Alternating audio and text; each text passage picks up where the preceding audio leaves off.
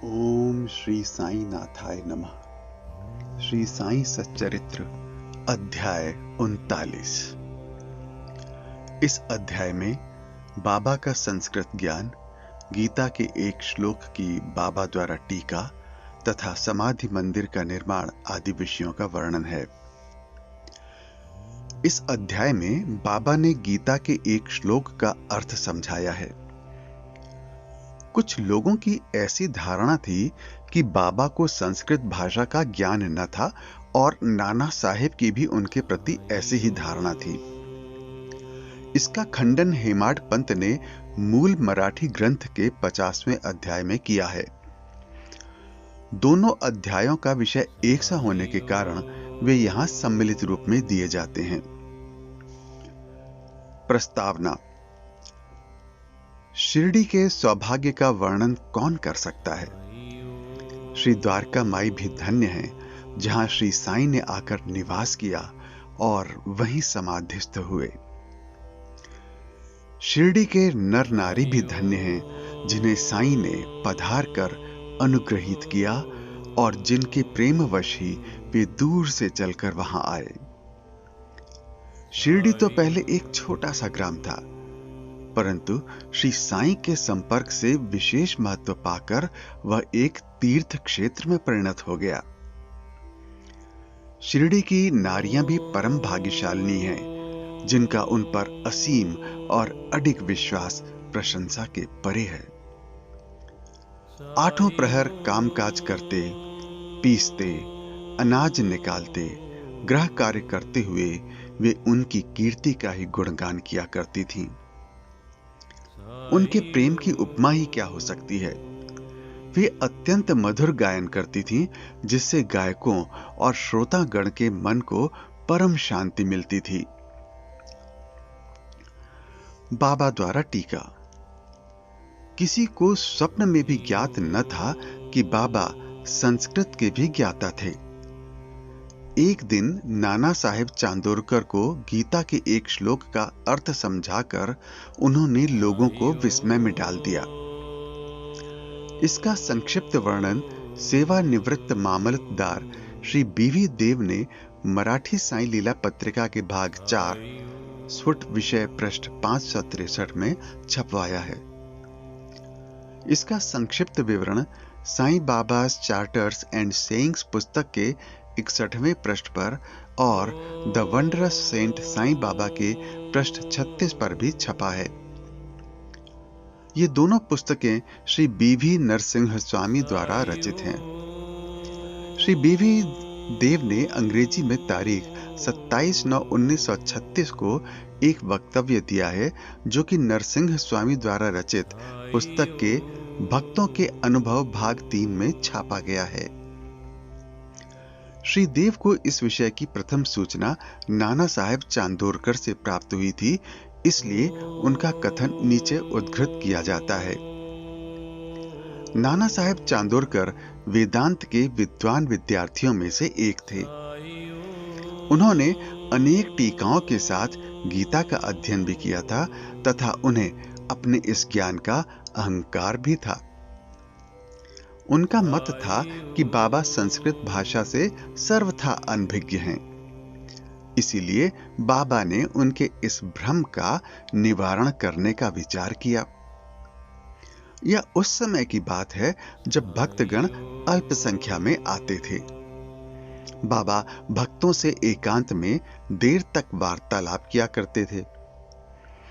नाना साहेब इस समय बाबा की चरण सेवा कर रहे थे और अस्पष्ट शब्दों में कुछ गुनगुना रहे थे। बाबा, नाना, तुम धीरे धीरे क्या कह रहे हो?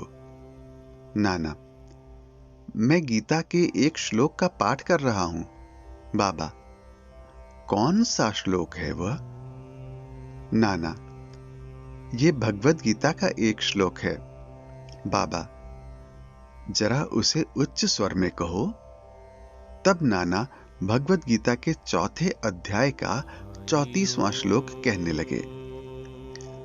त्वद्विद्धि प्रणिपातेन परिप्रश्नेन सेवया उपदेक्ष्यन्ति ते ज्ञानम ज्ञानिनस्तत्त्वदर्शिनः। बाबा, नाना, क्या तुम्हें इसका अर्थ विदित है? नाना, जी महाराज। बाबा, यदि विदित है तो मुझे भी सुनाओ। नाना, इसका अर्थ है तत्व को जानने वाले ज्ञानी पुरुषों को भली प्रकार दंडवत कर सेवा और निष्कपट भाव से किए गए प्रश्न द्वारा उस ज्ञान को जान। वे ज्ञानी जिन्हें सद्वस्तु ब्रह्म की प्राप्ति हो चुकी है तुझे ज्ञान का उपदेश देंगे। बाबा, नाना, मैं इस प्रकार का संकुल भावार्थ नहीं चाहता। मुझे तो प्रत्येक शब्द और उसका भाषांतरित उच्चारण करते हुए व्याकरण सम्मत अर्थ समझाओ। अब नाना एक एक शब्द का अर्थ समझाने लगे। बाबा, नाना, क्या केवल साष्टांग नमस्कार करना ही पर्याप्त है? नाना, नमस्कार करने के अतिरिक्त मैं प्रणिपात का कोई दूसरा अर्थ नहीं जानता। बाबा, परिप्रश्न का क्या अर्थ है? नाना, प्रश्न पूछना। बाबा, प्रश्न का क्या अर्थ है? नाना, वही अर्थात प्रश्न पूछना। बाबा, यदि परिप्रश्न और प्रश्न दोनों का अर्थ एक ही है तो फिर व्यास ने परिउपसर्ग का प्रयोग क्यों किया? क्या व्यास की बुद्धि भ्रष्ट हो गई थी? नाना, मुझे तो परिप्रश्न का अन्य अर्थ विदित नहीं है। बाबा, सेवा। यहां किस प्रकार की सेवा से आशय है? नाना, वही जो हम लोग सदा आपकी करते रहते हैं। बाबा, क्या यह सेवा पर्याप्त है? नाना, और इससे अधिक सेवा का कोई विशिष्ट अर्थ मुझे ज्ञात नहीं है। बाबा, दूसरी पंक्ति के उपदेक्ष्यन्ति ते ज्ञानम में क्या तुम ज्ञानम शब्द के स्थान पर दूसरे शब्द का प्रयोग कर इसका अर्थ कह सकते हो? नाना, जी हां। बाबा, कौन सा शब्द? नाना, अज्ञानम। बाबा, ज्ञानम के बजाय उस शब्द को जोड़कर क्या इस श्लोक का अर्थ निकलता है? नाना, जी नहीं, शांकर भाषा में इस प्रकार की कोई व्याख्या नहीं है। बाबा, नहीं है तो क्या हुआ? यदि अज्ञान शब्द के प्रयोग से कोई उत्तम अर्थ निकल सकता है तो उसमें क्या आपत्ति है? नाना, मैं नहीं जानता कि उसमें अज्ञान शब्द का किस प्रकार प्रयोग होगा। बाबा, कृष्ण ने अर्जुन को क्यों ज्ञानियों या तत्वदर्शियों को नमस्कार करने, उनसे प्रश्न पूछने और सेवा करने का उपदेश किया था? क्या स्वयं कृष्ण तत्वदर्शी नहीं थे, वस्तुतः स्वयं ज्ञान का स्वरूप? नाना, जी हां, वे ज्ञानावतार थे, परंतु मुझे यह समझ में नहीं आता कि उन्होंने अर्जुन से अन्य ज्ञानियों के लिए क्यों कहा। बाबा, क्या तुम्हारी समझ में नहीं आया? अब नाना हतप्रभ हो गए। उनका घमंड चूर हो चुका था। तब बाबा स्वयं इस प्रकार अर्थ समझाने लगे। पहला, ज्ञानियों को केवल साष्टांग नमस्कार करना पर्याप्त नहीं है। हमें सद्गुरु के प्रति अनन्य भाव से शरणागत होना चाहिए। दूसरा, केवल प्रश्न पूछना पर्याप्त नहीं है। किसी कुप्रवृत्ति या पाखंड या वाक्य जाल में फंसाने या कोई त्रुटि निकालने की भावना से प्रेरित होकर प्रश्न नहीं करना चाहिए, वरन प्रश्न उत्सुकता पूर्वक केवल मोक्ष या आध्यात्मिक पथ पर उन्नति प्राप्त करने की भावना से ही प्रेरित होकर करना चाहिए। तीसरा, मैं तो सेवा करने या अस्वीकार करने में पूर्ण स्वतंत्र हूं। जो ऐसी भावना से कार्य करता है वह सेवा नहीं कही जा सकती। उसे अनुभव करना चाहिए कि मुझे अपने शरीर पर कोई अधिकार नहीं है। इस शरीर पर तो गुरु का ही अधिकार है और केवल उनकी सेवा के निमित्त ही वह विद्यमान है। इस प्रकार आचरण करने से तुम्हें सद्गुरु द्वारा ज्ञान की प्राप्ति हो जाएगी, जैसा कि पूर्व श्लोक में बताया गया है। नाना को यह समझ में नहीं आ सका कि गुरु किस प्रकार अज्ञान की शिक्षा देते हैं। बाबा, ज्ञान का उपदेश कैसा है, अर्थात भविष्य में प्राप्त होने वाली आत्मानुभूति की शिक्षा। अज्ञान का नाश करना ज्ञान है। गीता के श्लोक 18-66 पर ज्ञानेश्वरी भाष्य की ओवी 1396 में इस प्रकार है। वर्णन है, हे अर्जुन, यदि तुम्हारी निद्रा और स्वप्न भंग हो तब तुम स्वयं हो। वह इसी प्रकार है। गीता के अध्याय 5:16 के आगे टीका में लिखा है, क्या ज्ञान में अज्ञान नष्ट करने के अतिरिक्त कोई और भेद भी है? अंधकार नष्ट करने का अर्थ प्रकाश है। जब हम द्वैत नष्ट करने की चर्चा करते हैं तो हम अद्वैत की बात करते हैं। जब हम अंधकार नष्ट करने की बात करते हैं तो उसका अर्थ है कि प्रकाश की बात करते हैं। यदि हम अद्वैत की स्थिति का अनुभव करना चाहते हैं तो हमें द्वैत की भावना नष्ट करनी चाहिए। यही अद्वैत स्थिति प्राप्त होने का लक्षण है। द्वैत में रहकर अद्वैत की चर्चा कौन कर सकता है? जब तक वैसी स्थिति प्राप्त न हो तब तक क्या उसका कोई अनुभव कर सकता है? शिष्य श्री सद्गुरु के समान ही ज्ञान की मूर्ति है। उन दोनों में केवल अवस्था, उच्च अनुभूति, अद्भुत अलौकिक सत्य, अद्वितीय योग्यता और ऐश्वर्य योग में भिन्नता होती है। सद्गुरु निर्गुण, निराकार, सच्चिदानंद है। वस्तुतः वे केवल मनुष्य जाति और विश्व के कल्याण के निमित्त स्वेच्छापूर्वक मानव शरीर धारण करते हैं, परंतु नरदेह धारण करने पर भी उनकी सत्ता की अनंतता में कोई बाधा उपस्थित नहीं होती। उनकी आत्मोपलब्धि, लाभ, दैविक शक्ति और ज्ञान सदा एक से रहते हैं। शिष्य का भी तो यथार्थ में वही स्वरूप है, परंतु अनगिनत जन्मों के कारण उसे अज्ञान उत्पन्न हो जाता है और उसी के वशीभूत होकर उसे भ्रम हो जाता है तथा अपने शुद्ध चैतन्य स्वरूप की विस्मृति हो जाती है। गीता का अध्याय 5 देखो। अज्ञानेनावृतम ज्ञानम तेन मुह्यन्ति जन्तवः। जैसा कि वहां बतलाया गया है, उसे भ्रम हो जाता है कि मैं जीव हूं, एक प्राणी हूं, दुर्बल और असहाय हूं। गुरु इस अज्ञान रूपी जड़ को काट कर फेंक देता है और इसीलिए उसे उपदेश करना पड़ता है।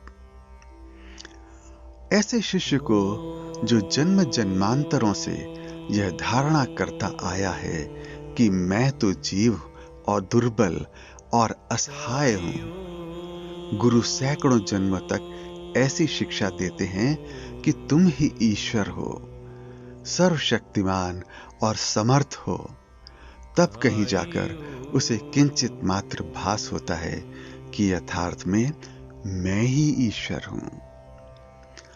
सतत भ्रम में रहने के कारण ही उसे ऐसा भास होता है कि मैं शरीर हूं, एक जीव हूं तथा ईश्वर और यह विश्व मुझसे एक भिन्न वस्तु है।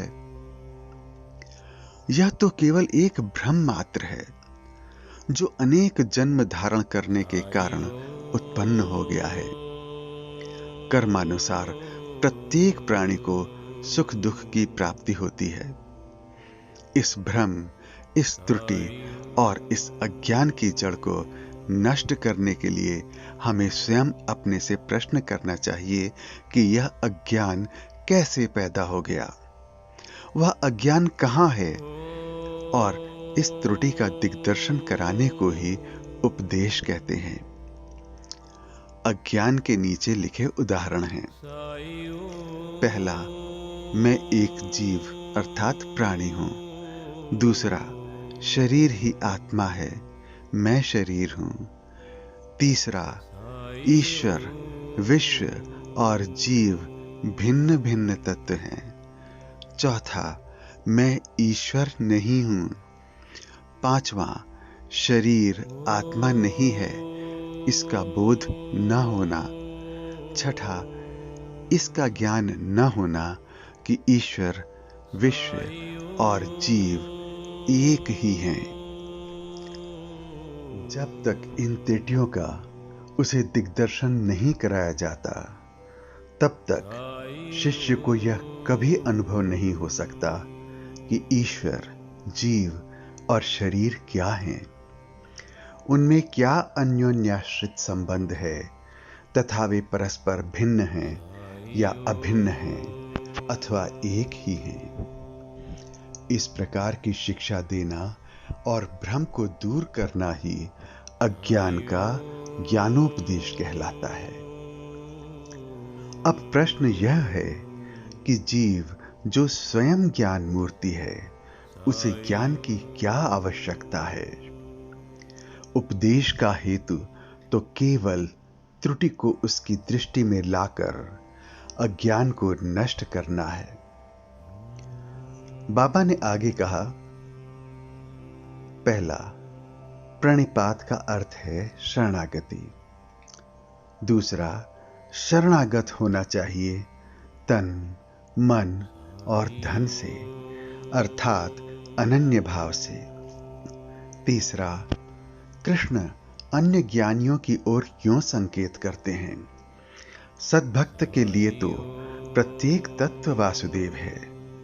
भगवत गीता अध्याय 7 19वां श्लोक, अर्थात कोई भी गुरु अपने भक्त के लिए कृष्ण है और गुरु शिष्य को वासुदेव मानता है, और कृष्ण इन दोनों को अपने प्राण और आत्मा। भगवत गीता अध्याय 7 18 श्लोक पर ज्ञानदेव की टीका। चूंकि श्री कृष्ण को विदित था कि ऐसे अनेक भक्त और गुरु विद्यमान हैं, इसलिए उनका महत्व बढ़ाने के लिए ही श्री कृष्ण ने अर्जुन से ऐसा उल्लेख किया। समाधि मंदिर का निर्माण। बाबा जो कुछ करना चाहते थे उसकी चर्चा वे कभी नहीं करते थे। प्रत्युत आसपास ऐसा वातावरण और परिस्थिति का निर्माण कर देते थे कि लोगों को बाद में उनका निश्चित परिणाम देखकर बड़ा अचंभा होता था। समाधि मंदिर इस विषय का उदाहरण है। नागपुर के प्रसिद्ध लक्षाधिपति श्रीमान बापू साहेब बूटी सकुटुंब शिरडी में रहते थे। एक बार उन्हें विचार आया कि शिरडी में स्वयं का एक वाड़ा होना चाहिए। कुछ समय के पश्चात जब वे दीक्षित वाड़े में निद्रा ले रहे थे तो उन्हें एक स्वप्न हुआ। बाबा ने स्वप्न में आकर उनसे कहा, तुम अपना एक वाड़ा और एक मंदिर बनवाओ। श्यामा भी वहीं शयन कर रहा था और उसने भी ठीक वैसा ही स्वप्न देखा। बापू साहेब जब उठे तो उन्होंने श्यामा को रुदन करते देखकर उससे रोने का कारण पूछा। तब श्यामा कहने लगा, अभी अभी मुझे एक स्वप्न आया था कि बाबा मेरे बिल्कुल समीप आए और स्पष्ट शब्दों में कहने लगे कि मंदिर के साथ वाड़ा बनवाओ, मैं समस्त भक्तों की इच्छाएं पूर्ण करूंगा। बाबा के मधुर और प्रेमपूर्ण शब्द सुनकर मेरा प्रेम उमड़ पड़ा तथा गला रूंध गया और मेरी आंखों से अश्रुओं की धारा बहने लगी। इसलिए मैं जोर से रोने लगा। बापू साहेब बूटी को आश्चर्य हुआ कि दोनों के स्वप्न एक से ही हैं। धनाढ्य तो वे थे ही। उन्होंने वाड़ा निर्माण करने का निश्चय कर लिया और श्यामा के साथ बैठकर एक नक्शा खींचा। काका साहेब दीक्षित ने भी उसे स्वीकृत किया और जब नक्शा बाबा के समक्ष प्रस्तुत किया गया तो उन्होंने भी तुरंत स्वीकृति दे दी।